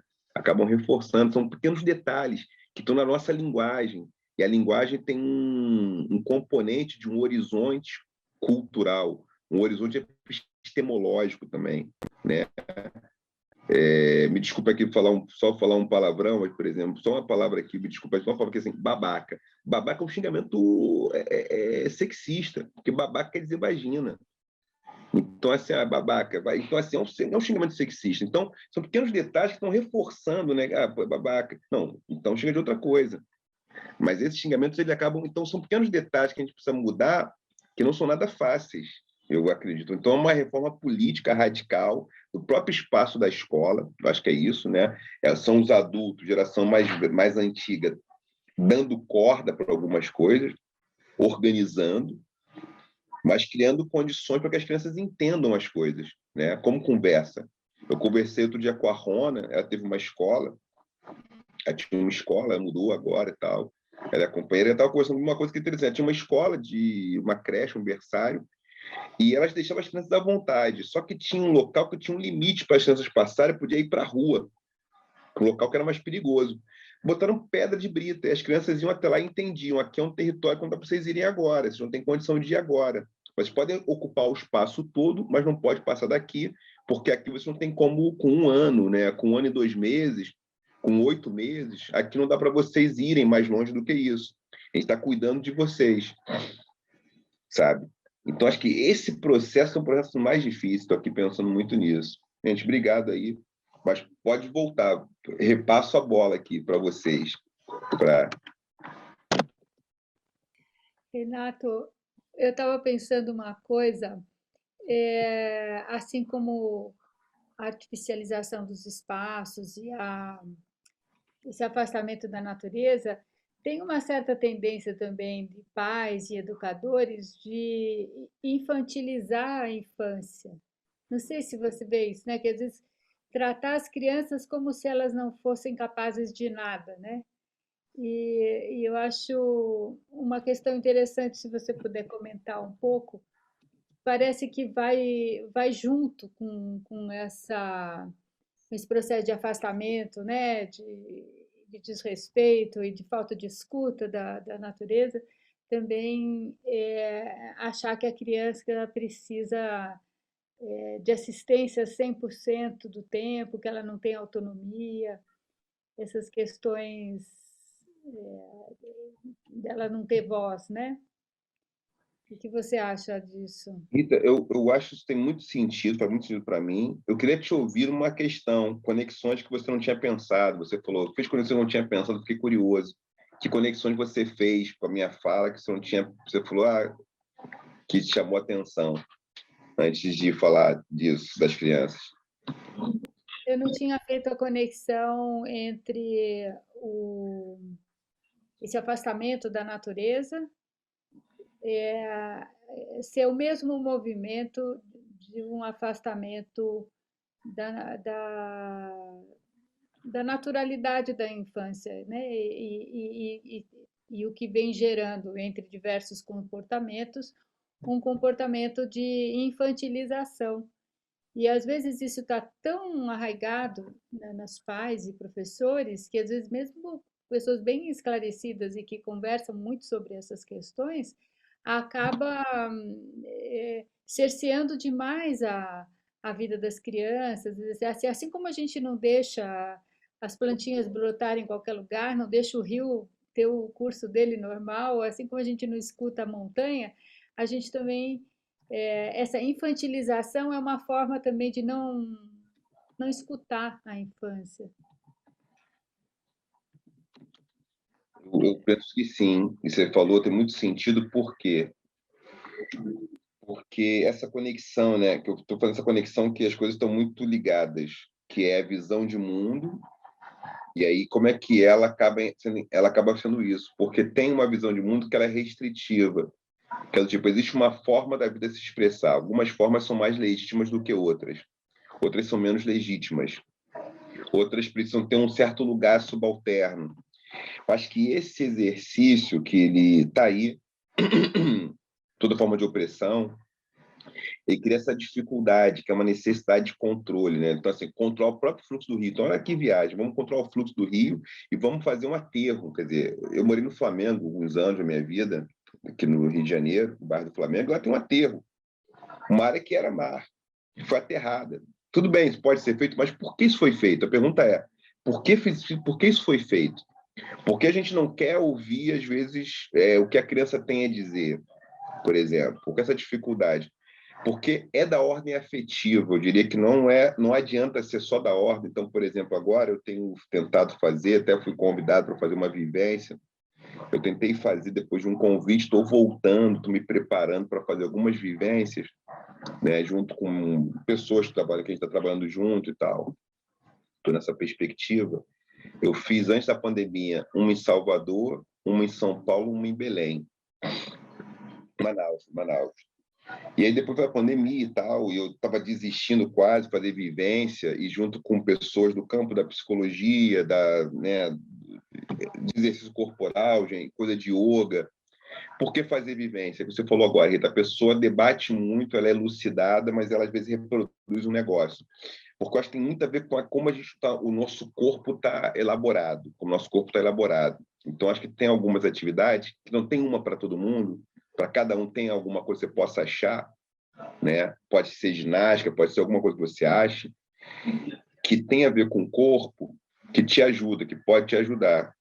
Então, tem aqueles exercícios tradicionais, tem gente que faz, eu já participei, que é da gente reproduzir o espaço, a ambiência do útero para a gente poder nascer de novo. Fica super cansado e é muito impactante, né? Que é ficar na posição fetal, no espaço com menos luz, pode ter o som do batimento cardíaco de uma mulher grávida, e a gente faz aquele percurso para poder encontrar um pouco a nossa canção também, para poder encontrar um pouco a gente, né? Eu acho que aquela história aí, pensando aqui que o Fábio perguntou, o Fábio falou, que a Beatriz falou, e tua questão agora das conexões da criança, em algumas culturas, os da Gara falam isso, tá por aqui o livro e tudo, que o Patrice Sommet, que foi casado com a Somon Fu Sommet, ela fala sobre isso, ela falou isso, ela morou muito tempo nos Estados Unidos, né? E eu lembro, ela falou sobre isso numa palestra, num workshop, ela dá muitos workshops por lá. E ela comenta, né, que nos Dagara, quando uma criança nasce, antes de nascer, a mãe ouve a canção da criança, a mãe escuta a canção da criança, ela aprende e canta para o pai. Aí ela canta também para as parteiras que vão receber. A criança nasce e a criança, quando ela faz uma coisa muito boa, ela ouve a canção de todo mundo, quando ela fica adulta também. E quando ela faz uma coisa ruim, ela ouve a canção também para ela canta daquela canção. E quando ela morre no funeral, ela ouve a canção também. Então, assim, em algumas culturas da África do Oeste, existe uma idade em que o funeral ele não é um lugar de, vamos dizer, de um choro somente, é um luto consciente, é um processo de luto que se faz com muita tranquilidade, né? Então, tem um múltiplo de 7, são 7 anos, com 84 anos, esses Namakala, vocês podem ver na classe, os Namakala isso aparece, né? 84 anos, você cumpriu um ciclo vital, e aí você pode se despedir, né? Lógico, pode morrer com 100 anos, 110, mas 84 é uma idade. Antes disso, né, é diferente o choque. E se for infantil, for criança, se for menor, então o choque é muito grande. Mas quando uma pessoa morre, ela ouve a canção é cantada no funeral. E a canção, ela significa todo mundo tem um certo lugar. Então tem um lugar para todo mundo tem um certo arranjo possível naquela sociedade. Então isso a gente pode falar que eu tenho usado uma expressão, lógico, ela é reducionista, né? Até porque a gente tinha culturas que eram sociocêntricas na Europa, só que elas apanharam muito. As bruxas foram queimadas. Quando uma mulher questionava um médico formado em Oxford sobre o chá, sobre um remédio que curava uma enxaqueca, ela virou bruxa. Tinha uma tensão de gênero, tinha ali um patriarcado muito estruturado que só queimou mulheres, que eram mulheres que confrontavam o poder masculino. Eles faziam ciranda, mas foram perdendo espaço, foram sendo assassinados. E isso se reproduziu fora do mundo europeu, fora da cultura ocidental, pelo resto do mundo, né? Essa dominação. E aí, não que não tenha outras sociedades, uma série de mazelas. Agora, era muito frequente que isso não rolasse, tanto que alguns povos, então, o que a gente pode chamar de sociedades de crise, eu tenho um texto sobre isso, né? Sociedades de crise, que elas sempre fazem crise, elas sempre são ir para fora, conquistar território para ganhar o mundo, porque elas não se bastam, que elas têm muita necessidade, então elas têm que se colonizar. E aí isso casa com aquele texto Armas de Hermes e Aço, que é muito controverso também, Armas de Hermes e Aço, né, do Jared Diamond, que é aqui. E também tem o Pierre Clastres, com o Sociedade contra o Estado. Esses textos, eles não estão na mesma linha, um antropólogo, outro é biogeógrafo, mas eles dizem uma coisa muito parecida em certa medida que a gente pode interpretar. Eu estou aqui interpretando aqui com vocês que algumas sociedades são mais sociocêntricas e elas geram menos conflitos internos. Não que não tenha conflito, mas o conflito se resolve sem que os perdedores sejam banidos, presos ou mortos. Os perdedores têm que ser absorvidos no processo, entre aspas, né? Então tem as tensões, mas tem que absorver as pessoas nessas tensões, né?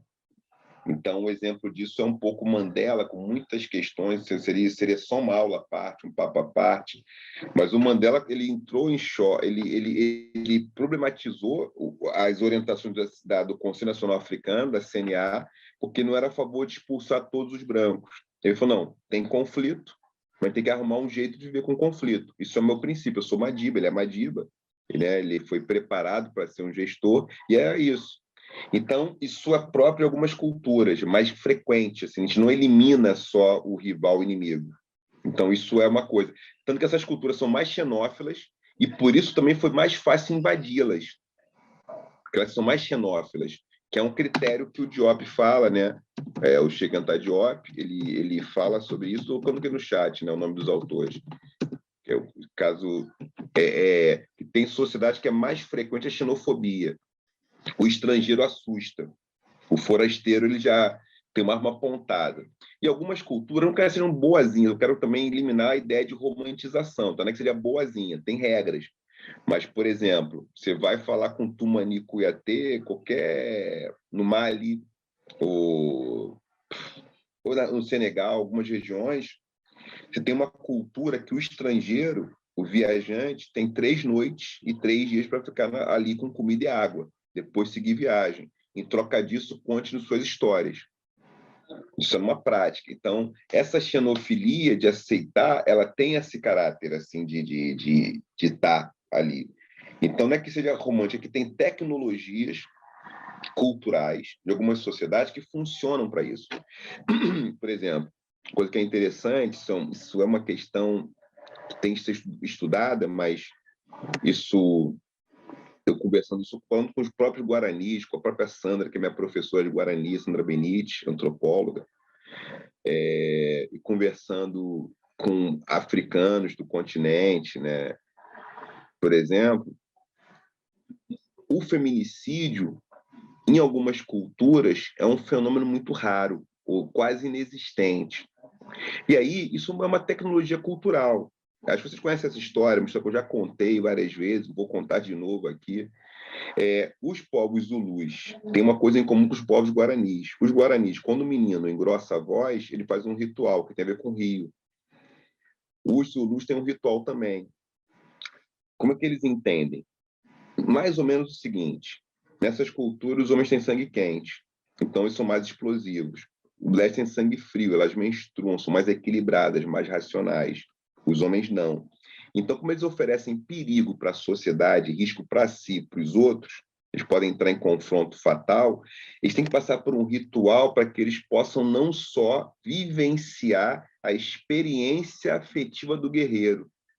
Não que a experiência do guerreiro vai ser eliminada, ela vai ser necessária para ser um caçador, para ir para um confronto. Mas se ela for uma experiência que habita a sua vida o tempo todo, ele pode matar uma outra pessoa dessa aldeia, da comunidade, ou para cometer feminicídio.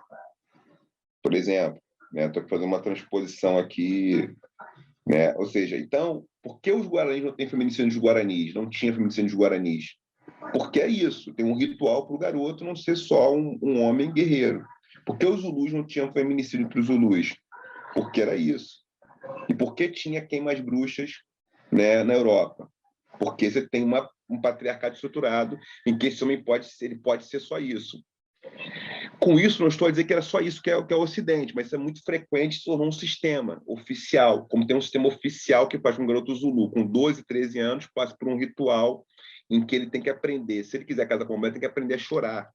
Né? Isso é um dado. Então, eu tenho um amigo que casou no continente, casou nos Tonga e tal. Eu quase estava indo para o casamento dele, minha avó faleceu na época e tal. O casamento dele lá no continente africano, entre o povo dos Tonga.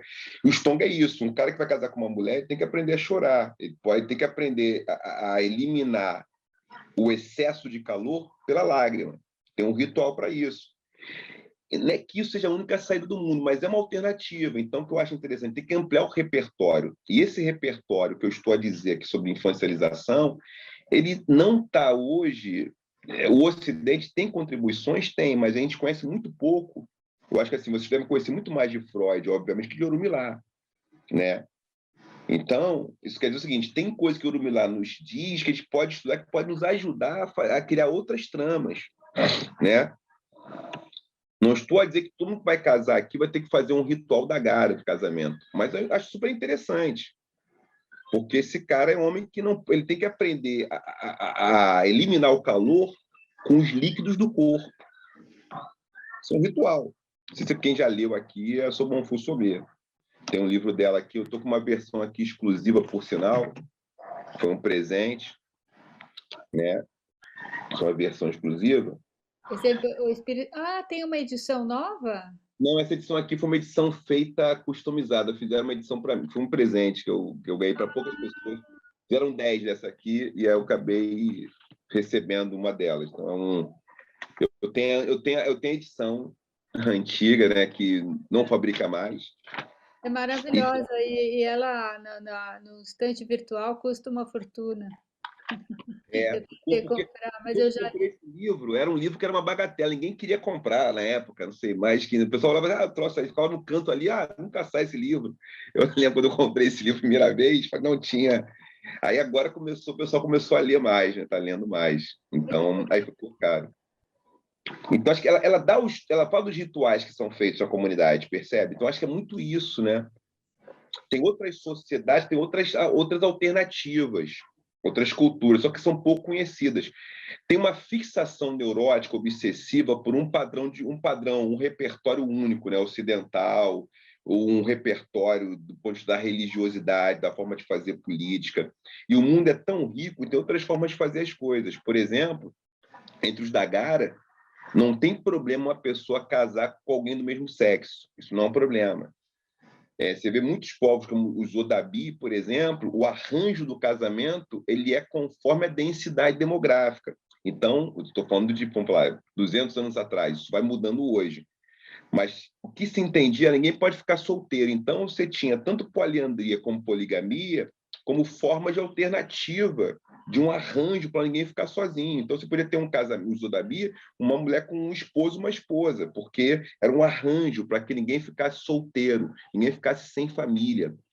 Então, se tem uma sociedade com muitas mulheres, poucos homens, isso implicava na poligamia, porque não teriam mulheres que ficariam solteiras, e o contrário também. Isso conforme um certo arranjo, porque se entendia que fazer parte de uma vida afetiva, marital, era alguma coisa importante. Então, naquele contexto, não teria uma pessoa com 30 anos solteira, não teria uma ismênia, não teria uma pessoa solitária, que não teria ninguém para conversar. Uma tecnologia cultural para organizar isso, né? E, óbvio, isso vai tomando outros rumos, os monoteísmos entrando no continente vão mudando isso também. É tudo muito dinâmico. Agora, tem proposições, a gente conhece pouco, a gente usa pouco. Por exemplo, se eu fosse montar uma escola hoje, ter ritual é importante.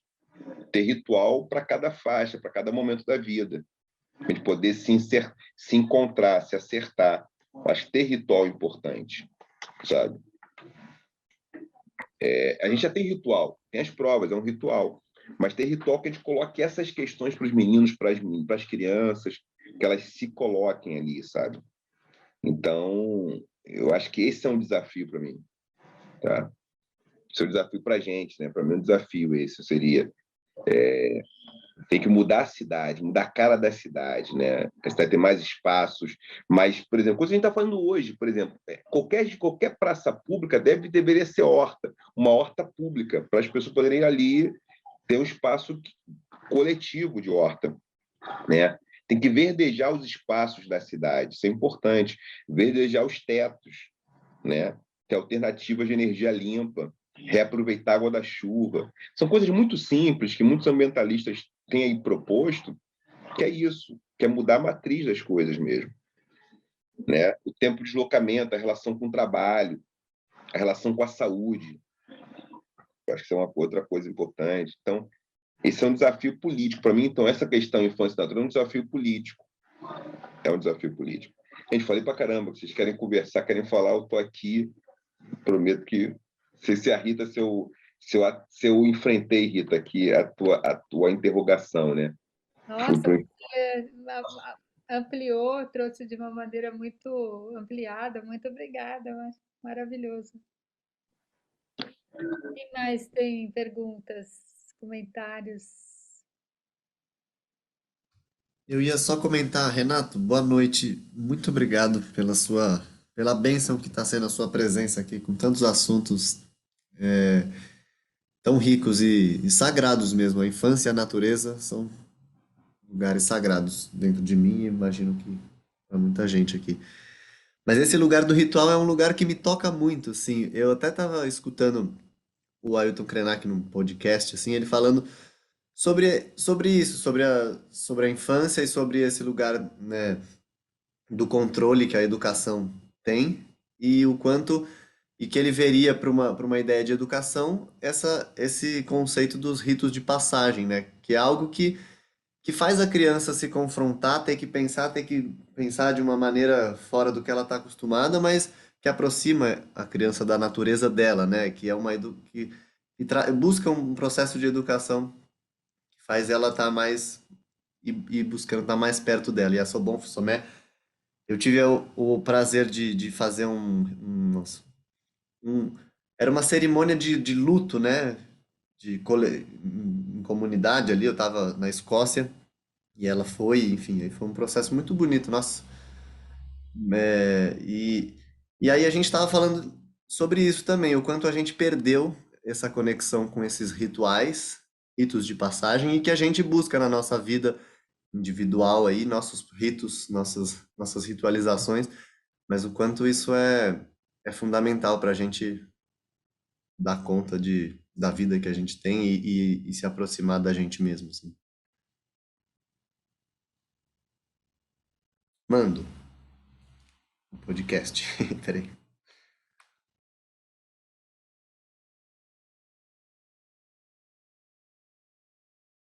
Não, concordo, pô, obrigado, Nando. Que privilégio, né? Que prestígio conseguir, né? Um ritual desse, coisa linda, né?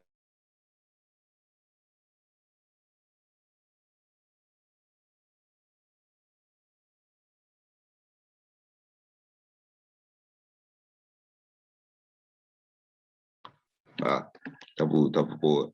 Tirei para te ouvir, aí eu fui falando aqui. E, pô, Nando, obrigado por esse comentário. É bonito demais. Isso é muito bonito, né? Fiquei aqui pensando aqui a beleza que é ter esse processo, né? Porque o Krenak fala muito disso, né? O Ailton, ele teve até ele participou de um evento que eu estava outro dia, e antes, né? Antes da pandemia também, ele participou de um evento, até um evento maneiro como a Olimpíada de Filosofia. Ele participou, fez uma coisa muito bonita por lá. E outro dia, agora, ele teve num grupo que eu faço parte, tudo, batendo um papo, e ele fala muito sobre isso, né? De não usar esse modelo da escola que tem. Esse modelo é um modelo que está furado. Ele falou, esse modelo está furado, não funciona assim. Eu acho que é isso, esse é um desafio do caramba. Seria assim, transformar a escola completamente. Eu acho que a gente não precisa eliminar a escola, mas transformar a escola um pouco. Isso requer essa escuta. Como é que os outros fazem? Não vai deixar de aprender matemática, vai aprender algumas coisas, mas a gente vai ter que modular isso, esse aprendizado, né? Tem que modular isso. Dizer o que é mais importante, como se aprende.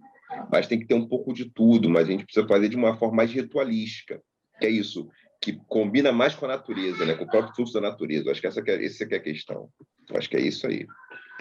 Essa é a questão para mim.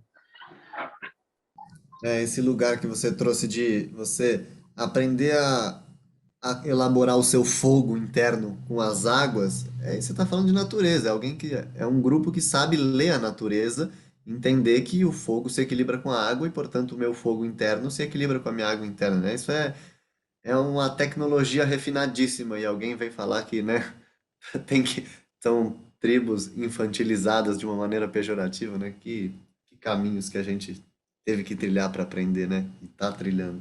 Nossa Senhora. Concordo, e acho que esse foi o problema, foi transformar essas alternativas, essas possibilidades em alguma coisa que não fazia sentido, que não era do bem e que era atrasada, essa coisa do atraso, né? Essa pecha de lá era atrasado, ferrou muita coisa, né? Ferrou. Então acho que esse é um desafio.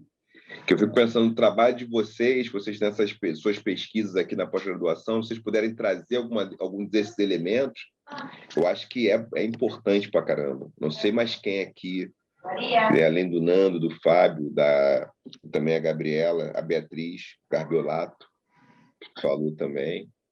Eu tenho aqui. Quem mais pensou alguma coisa nos seus trabalhos, né, nos seus estudos? Quem mais?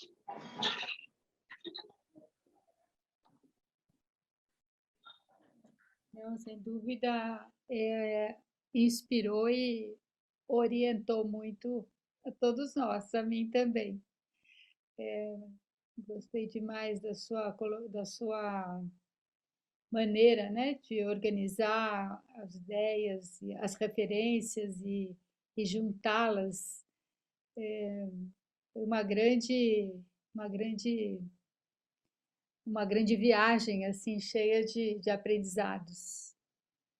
Muito obrigada. Não sei se tem mais algum comentário, ainda temos uns minutinhos. Sua irmã, se a sua irmã Tem gente te chamando aí, Renato. é porque ela teve alguma coisa. Vou conversar com elas ali. Vou falar com elas já. Eu moro com duas crianças que são minhas filhas, né? Aí, aí elas dividem a casa aqui junto. Muito bom. Então, acho que é isso, Renato. Muito obrigada pela sua generosidade, enfim, a sua abordagem muito bonita. Espero que a gente possa seguir conversando, seguir em contato, que é um aprendizado muito grande, importante para todos nós, né? Gente, eu que agradeço aqui a oportunidade e fico pensando nessa coisa de fazer o. Eu tô com as duas, a Carla não tá, tô eu com elas, estão ali. Mas já tudo ok. Eu fico aqui pensando nas possibilidades, né, da repercussão. Queria muito depois ouvir de vocês o texto, o que isso agregou nos trabalhos de vocês, nas pesquisas de vocês, tá? Pensar nisso. Eu O que vou, pode agregar, trazer. Eu acho que é isso assim, procurar criar espaços. Eu tenho pensado muito nessa possibilidade de criar espaços, né, de emergência, espaços. Tem os quintais brincantes, né, tem aqueles quintais, né? Tem vários. Vocês conhecem, né? A Ana Carol né, a galera do quintal, que eu acho que é uma possibilidade. Eu acho que isso, né? Ter espaços para adulto, né? Eu acho que é isso, espaço para adulto fazer exercício, sabe? Exercício de infancialização. Eu acho que esse é um caminho. Tá pensando aqui. olha, tem vários comentários que você está lendo aqui no chat, tem vários agradecimentos e comentários aí para você. São... Pode falar, pode falar. Pode falar, não, eu ia deixar aqui para vocês, assim, eu estou na rede social, acabei, por um acaso do destino, depois que eu publiquei o livro ano passado, sobre amor, porque amamos, entrando em rede social. Aí estou movimentando, porque tem algumas pessoas que estão trabalhando comigo, me dando suporte para fazer os vídeos e tal. Eu estou na rede social, estou no Instagram, Nogueira Oficial, e estou no YouTube, canal do Nogueira. E aí que são falas curtas, assim mesmo, movimentação rede social que a gente usa também para poder divulgar alguns trabalhos, e aí vocês fiquem à vontade para poder entrar em contato, quem quiser, quem usa no Instagram, né? O meu e-mail é contatonogueira@gmail.com, Nogueira sem o i, e deixei também o WhatsApp e deixei o e-mail aqui. O Insta é Nogueira Oficial, é o Nogueira sem i. Se bota Nogueira, aí tem underline oficial. Vê se achou. Nogueira Oficial. Assim como o e-mail contato Nogueira. Aí, o e-mail é fácil, contatonogueira@gmail.com. Achou, aí encontrou. É porque geralmente o pessoal bota o i no Nogueira, é normal, é isso, por isso que não aparece. E no YouTube é canal do Nogueira. Aí é o Nogueira sem i também. Aí vocês encontram aí. Fica mais fácil. Como eu estou movimentando, acabei sendo convencido. Eu não uso a rede social muito, não. Eu só uso para esses motivos de trabalho, mas acabei usando agora, estou implicado em produzir um pouco desses conteúdos, assim, pílulas também, né? Inclusive, eu fiz um vídeo aqui falando mal dessa ideia de superar a zona de conforto, que eu acho que é um problema de adoecimento. Quer dizer, não é só aprendi com o Orumilá, com o filósofo. A Beatriz tem um pensador que é o Orumilá, que eu estou procurando trabalhar o Orumilá, é pouco conhecido no Brasil. Tem os textos dele, porque eu tenho chamado que ele faz uma geopsicologia, não é bem psicanálise, é uma geopsicologia, porque tem a ver com os elementos. Então, a gente entende as pessoas pelos seus elementos, pela água, terra, ar, fogo e ar, a gente entende que as pessoas são. Únicos textos eu estou publicando, na verdade, porque eu tenho que interpretar, porque tem uma complexidade, aí eu estou interpretando e estou escrevendo. Tem uns textos meus curtos no blog Opinião sobre isso. Né? A Nogueira, blog Opinião, tem uns textos curtos sobre isso. Agora, eu estou tentando sistematizar. Eu vou ter um trabalho para sistematizar essa teoria, porque como ele faz uma comparação que nós temos água, terra, ar e fogo, para a gente se entender os elementos, aí estou ainda estou trabalhando ainda. Preciso mais tempo para poder publicar um negócio mais. Aí eu divulgo. Agora, nos meus vídeos no canal tem um pouco falando sobre isso também. Tem falando um pouco sobre isso. Aí por isso, eu não lembro o nome que eu falei da psicanálise, mas está aí. Gente, agradeço. Deve estar na sua apresentação, né? Que a gente pode compartilhar com eles. Pode compartilhar. Acho Tá? que os nomes que se perderam devem estar lá, eles vão achar. Tá. Muito obrigada, Renato. Tudo de bom. Até o próximo encontro. Até o próximo. Agradeço. Tchau, tchau.